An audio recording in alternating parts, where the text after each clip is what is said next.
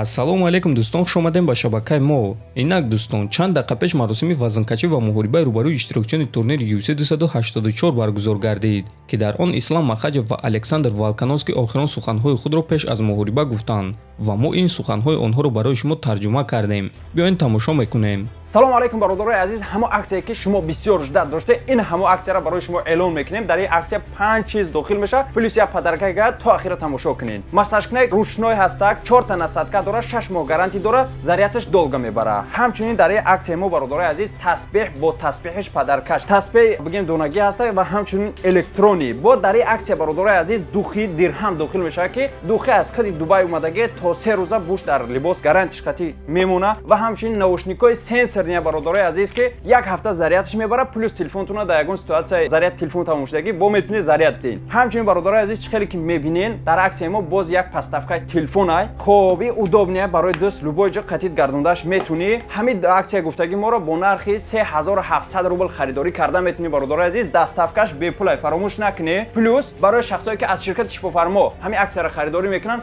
мо як Қуръони карими бо таҷвид туҳфа мекунем, яъне падарка мекунем. Ассалому алейкум ва раҳматуллоҳи ва баракатуҳ. муҳориба дар вазни сабук, Зубайра Тухугов зидди Элвис Брейнер. Якум ба саҳна Элвис Брейнерро даъват мекунем. Ин аввалин муҳорибаи ӯ дар UFC мешавад.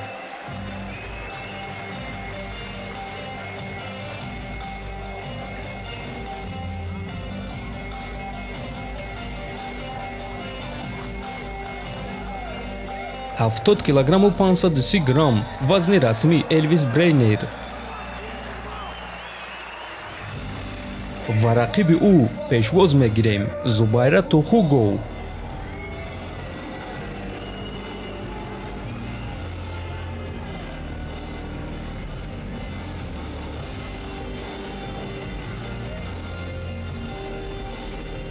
вазни расмии Зубайра Тухугов 71 килограмму 440 грамм. ӯ вазни даркориро карда натавонист.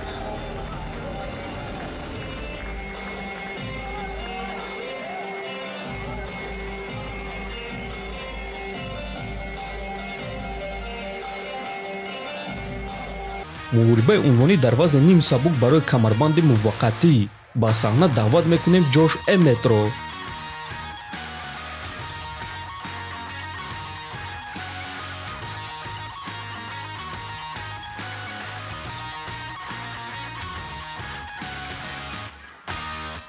вазни расмии Ҷош Эммет 65 килограмму 770 грамм.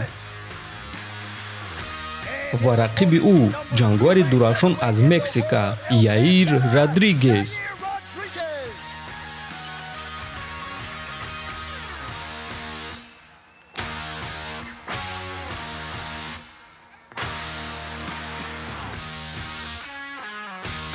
вазни расмии Яир Родригес 65 килограмму 770 грамм.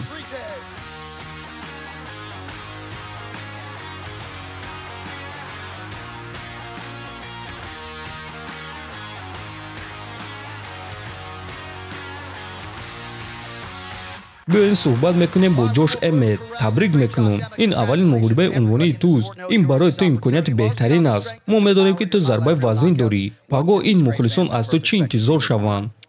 шумо бачаҳо маро медонед. Ман ҳар гуна суханҳои паст намегӯм, аммо паго ман шови шавқовар ташкил мекунам. И аз ҳама муҳорибаи дурахшоне мешавад ки шумо дидаед ва ман ғалаба ба даст меорам. барои ҳамин ман дастгирии шуморо ҳис кардан мехоҳам. ин чиз ба ман қувва мебахшад. кафкубӣ ба ҷангуар аз Сакраменто Ҷош Эммет барор паго. албатта ки биёем бо Яир Родригес суҳбат мекунем. Табрик мекунам. Ин аввалин муҳорибаи унвонии туст. фикрҳои охирони ту пеш аз ин муҳориба.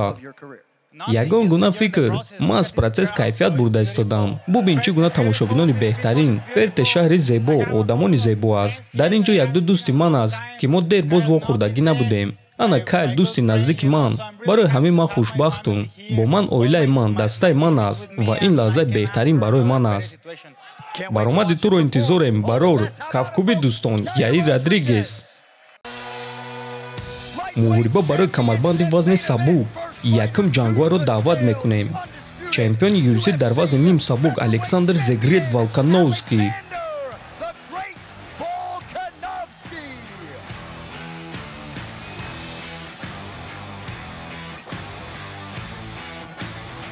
70 килограмму 100 грамм вазни расмии Александр Волконовский. ва акнун рақиби ӯ шоҳ ва ҳимоятгари камарбанд чемпиони вазни сабук Ислам Махачев.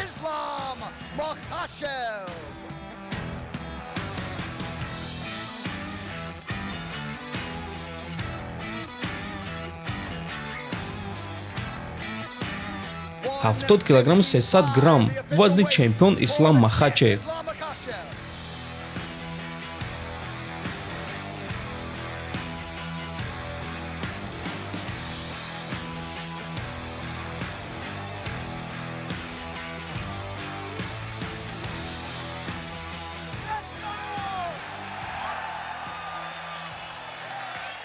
инак мо бо шахсе ки бисёри шумо баҳри ӯ омадаед, чемпиони вазни ним сабук Александр Волконовский, ки барои дуюм камарбанд рафта истодааст. Ба одамоне ки барои дастгирии ту омадаанд чӣ гуфтанӣ? Пагоҳ мо дар байн ҳама чизро мемонем ва пагоҳ ма барои ҳама чиз мерам. Рафтем! Хонумон ва ҷанобон, Александр Волконовский. акнун ма бо мард, бо чемпион Ислам Махачев гап мезанем. ту яке аз беҳтарин ҷангоҳароне ҳасте ки мо дидаем. пагоҳ туро аввалин ҳимояи камарбанд интизор аст. аз ин муҳориба чӣ интизорӣ? бачаҳо, ман дар ин ҷо 20 рӯзи худро гузарондум. шумо ба ман маъқул шудем, аммо пагоҳ ман шуморо ғамгин мекунам. ташаккур. барор дар муҳориба чемпиони вазни сабук Ислам Махачев. хотиррасон мекунем ки худи турнир пагоҳ саҳар баргузор мегардад ва каме дертар мо навор карда ба шумо ҳамаи маълумотро медиҳем ки дар куҷо чӣ гуна ва соати чанд ин турнирро тамошо карда мешавад. барои ҳамин ҳатман дар канали мо обуна шуда зангулачаро пахш кунед ва навори навбатиро интизор шавед.